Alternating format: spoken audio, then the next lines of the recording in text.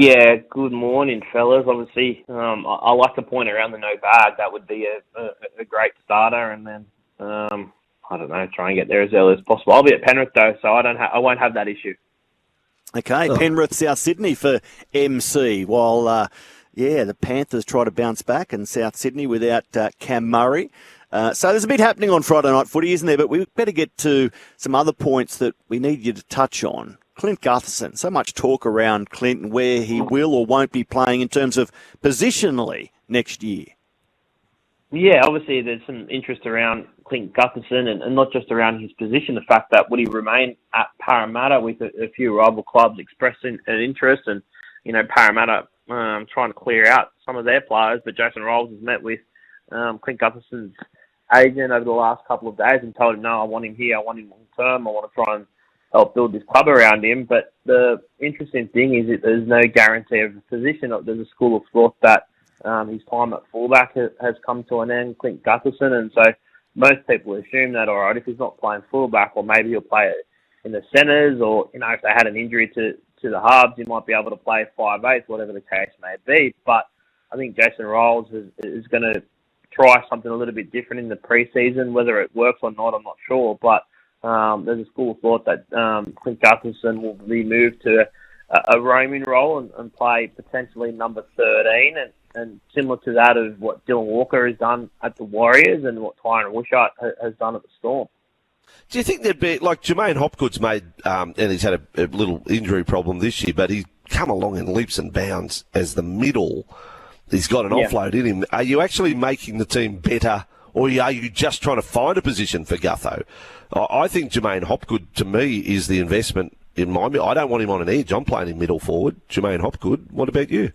Yeah, maybe he bumps up and plays in the front row, and his role doesn't change, because don't forget that they're trying to move Regan Campbell-Gillard on. They have Junior Parlour starting as a one front row. But yeah, Jermaine Hopgood has been outstanding. They obviously re-signed him for 2 more years on top of his current deal, so he's got 3 more years at the Eels. So that they've invested in him, and he'll be starting for them next year. But it'll be interesting to see how that Gutherson move does work. I'm not ruling out that he won't play fullback next year, but there is a potential for him to have a dramatic shift. Not, if everyone said he was going to play centre, I don't think anyone would have been too surprised by that. But the fact that he might play in the middle of the field wearing 13 or 14, whatever the case may be, is interesting.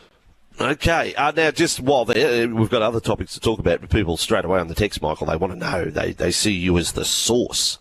What is the latest news on Regan Campbell-Gillard? Any closer to signing with Shane Flanagan at the Dragons?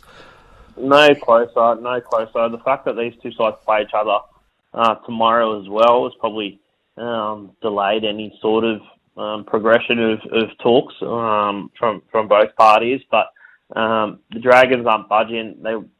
They've put their expression of interest through 2 years that they want to give Regan. If Regan wants to chase an extra year, it won't be at the Dragons. So, I think he probably does end up at the Dragons, but there's still a little bit to play out there in terms of discussions with the two clubs on how much they expect Parramatta to chip in as well next year.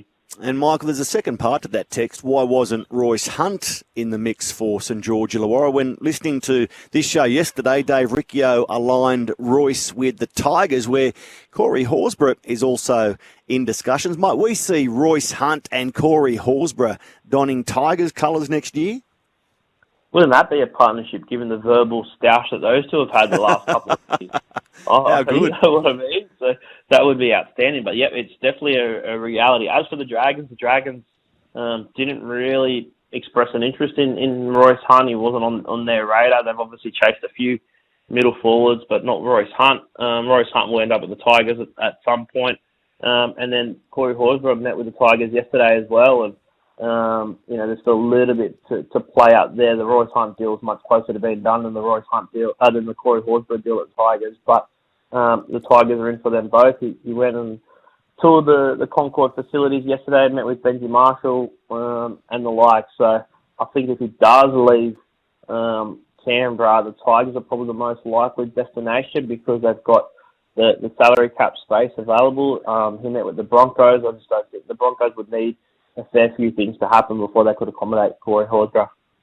Yeah, so it's going to be new look Tigers, and obviously the focal point is Jerome Luai, but you throw Taruva in there, Jarrell Skelton's in the mix from the Dogs, you throw in a Royce Hunter, Corey Horsburgh, so they are going with a freshened, new and improved look. Alvin into his second full year. Jareem Buller, depth like Mason, and these sort of players have had first grade experience this year. They might still finish with a wooden spoon. But at least, well, they might. I'm just being honest. They might. Not with that roster. Come on. No, I'm not. No. Sorry, you took me out of context. They may still finish with a wooden spoon this year. Oh, okay. But I'm saying there's bright. There's reason to have hope. Things are going to be different on the way up. Whether they finish with a wooden spoon boils down to next Friday. That crowd, we'll have to talk about traffic there, getting there on a Friday afternoon. The M5. Another 6 o'clock Campbelltown game, isn't it? Parramatta. You have to do a bit of a rat run, I reckon, to get there for 6 o'clock. Aidan Caesar, so he won't be part of the mix, will he? He's just the 1 year and gone at the Tigers?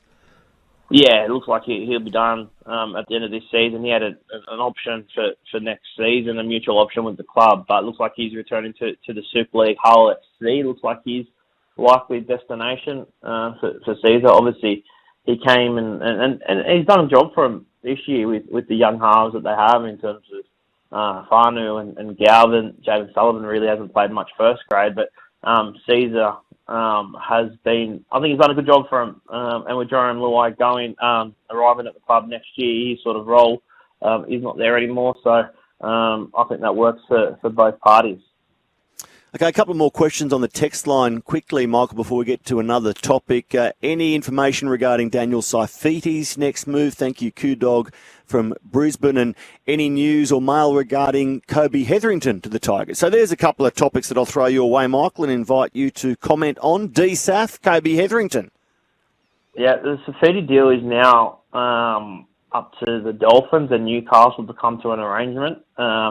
Daniel's intimated that he's keen and happy to take up that Dolphins offer, but the catch is the Knights only want to chip in around $200,000 for the next couple of years of Daniel's contract, and the Dolphins, it looks like they may be asking for a bit more. Newcastle won't budge on that figure. So if the Dolphins don't accept that, then Saifiti, I dare say, remains at Newcastle. If they do come to an agreement, I think he'll go to the Dolphins.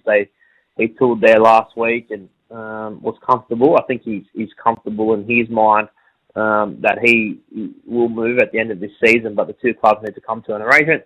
Kobe Hetherington, I'm not sure. Okay. Yeah, no, there's been a whisper. There's been a whisper around that one, Michael. Now, Wayne Bennett making a play for an ex-Rabbitoh as well. Wayne's active. Yep, he is. Liam Knight has sort of been the forgotten man of Canterbury's success this year. I think he's only played, 2 first-grade games this year. Joined the club from Canterbury, and he played his best footy under Wayne Bennett when Bennett was last at South Sydney. Wayne would love to bring him back to the club. The issue for South is that their salary cap situation is really tight, and their lack of roster spots. So whether or not that deal gets done, we'll be relying on South moving a couple of players as well. So he's not going to cost a massive amount on their cap, Liam Knight, but they need some more grunt up front, I guess, but they just need to try and move a few players to try and get that balance of the roster.